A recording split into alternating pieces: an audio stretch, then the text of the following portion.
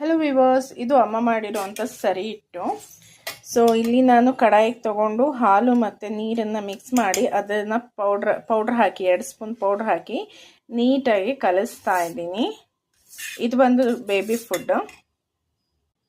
ಗ್ಯಾಸ್ನ ಕಮ್ಮಿ ಉರಿ ಮಾಡಿ ಈ ಕಡಾಯಿ ಏನಿದೆ ಇದನ್ನು ಇದ್ರ ಮೇಲೆ ಇಡಬೇಕು. ಕಮ್ಮಿ ಉರಿಲೇ ಇರಬೇಕು ಗ್ಯಾಸು. ಸೊ ನೀಟಾಗಿ ಈ ಥರ ಸ್ಟಿರ್ ಮಾಡ್ತಾ ಇರಬೇಕು. ಬೆಲ್ಲ, ತುಪ್ಪ ಹಾಕಿ ನೀಟಾಗಿ ಸ್ಟಿರ್ ಮಾಡಬೇಕು. ಇವಾಗ ನೋಡಿ ಕುದಿ ಬಂದಿದೆ.